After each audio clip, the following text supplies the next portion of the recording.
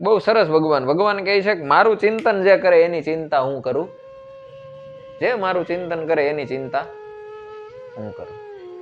મતલબ તમે ભગવાનની બાજુ 2 ડગલા આગળ વધો એટલે ભગવાન તમારી બાજુ 4 ડગલા આગળ વધે. ઈશ્વરી પ્રવાહ છે ને, એ એવો પ્રવાહ છે કે એ પ્રવાહની દિશામાં તમે જાઓ તો એ પ્રવાહ પણ તમારી સામેની દિશામાં આવે. ન્યૂટનનો નિયમ ખબર છે ને આપણને, આઘાત અને પ્રત્યાઘાત પરસ્પર વિરુદ્ધ દિશામાં સમાન મૂલ્યના હોય છે. તો તમે ઈશ્વરની દિશામાં જાઓ તો ઈશ્વર હોતાને તમારી દિશામાં એટલો આવે. દડો જેટલો સ્પીડમાં તમે ઘા કરો એટલો સ્પીડમાં અથડાઈને તમારી બાજુ આવે. એટલે ભગવાન એમ કહે છે કે જે પ્રકારે મારે શરણે આવે એમને એ જ પ્રકારે હું ફળ આપું છું, એમને ભજું છું. જે પ્રકારે તમે એને પછી ખરાબ કર્મ કરવા હાટું તમે એ કરતા હોય તો એ પ્રકારે તમને તો શક્તિ એને આપી છે ને. તમે જે કઈ કર્મ કરો છો એ કોની શક્તિથી કરો છો ભાઈ? પરમાત્માની શક્તિથી. પછી સારું કર્મ હોય કે ખરાબ કર્મ હોય, એમાં હું તમારી શક્તિ કામ કરે? ખરાબ કર્મમાં આપી છે તો એને જ. એટલે ભગવાન એમ કહે છે કે જે પ્રકારે મારે જે પ્રકારે આવે એને હું એ પ્રમાણે એવા ફળ હું એને આપું. તમારે સંપત્તિ જોઈએ છે એની સિવાય તમારે કઈ જોતું નથી, ઈશ્વર તમને શું આપે ભાઈ? સંપત્તિ આપે. એને જે ઘણા એમ કહે છે કે એને આકર્ષણનો સિદ્ધાંત કહેવાય. તમે જે વસ્તુને મનથી સતત ને સતત વાગોળો એ તમારી બાજુ શું થાય? આકર્ષણ પામે. એ જ ભગવાન અહીંયા સરળ રીતે કહે છે. કારણ કે ચોખ્ખી વાત છે કે ભાઈ એક ગાડી હોય, એ ગાડી હકાવવા વાળો છે, બરોબર છે. એ ગાડી સરળ રીતે હકાવતો હોય, સારી રીતે મસ્ત આમ બધા જ નિયમોનું પાલન કરીને કોઈ વ્યક્તિ ગાડી ચલાવતો હોય, બરોબર છે. તો એ કોની શક્તિથી? એની અંદર જે પેટ્રોલ છે એની શક્તિથી ચલાવતો હોય કે નહીં? બરોબર.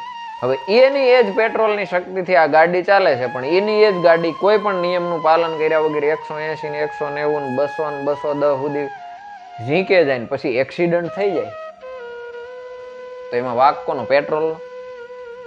વાક કોનો? ચલાવનાર. કારણ કે અખૂટ શક્તિ ભગવાને આપણને આપી છે. પેટ્રોલે તો ગાડીને શક્તિ પૂરી પાડી હાલવાની, બરોબર. પણ એને કેમ ચલાવવું એ કોને જોવાનું ભાઈ? કે પછી એવી રીતે હાંકવા વાળાને કોઈ દી અંદરથી પેટ્રોલ રિહાઈને એમ બેઠું કે ભાઈ આવી રીતે ગાડી તારે હાંકવી હોય તો હું શક્તિ નહીં આપું ગાડીને, કર્યું કોઈ દી એવું? હે? પેટ્રોલ શું કામ કરે છે? ગાડીને શક્તિ પૂરી પાડવાનું, બરોબર. પણ એને કેમ હાંકવી કોના હાથમાં છે? આપણા હાથમાં છે. દોષ એમાં પેટ્રોલનો.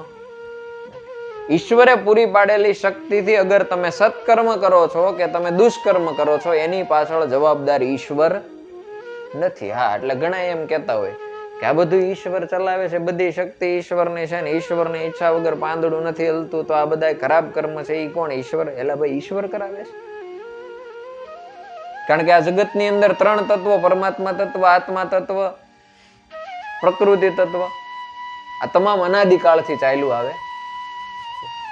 સૌ પોતપોતાની રીતે કર્મ બંધનમાં પડે છે. એ કર્મ કરે એ જ પ્રમાણે એને શું મળે છે? ફળ પ્રાપ્ત થાય છે. બધાને ભગવાને શક્તિ તો આપી જ છે. હવે એને ક્યાં વાપરવી, કેવી રીતે વાપરવી એ આપણી ઉપર છે. પણ એની સામે તમે ફળ ભોગવવા માટે તૈયાર કર્યો, એમાં હાલશે એ તો ફરજિયાત. તમે જે કર્મ કર્યું એ ફળ તમારે ભોગવવાનું. ઝેર પીને પછી એમ કહો હું મરું નહીં, તો એ વસ્તુ થાય? ન થાય. કારણ કે તમે ઝેર પીવાનું કર્મ કર્યું છે એટલે તમે મરવાના, ફિક્સ છે વાત. એમાં બીજો કોઈ નિયમ આવતો નથી. આ કર્મનો નિયમ છે. તમે જે કરો છો એનું ફળ તમારે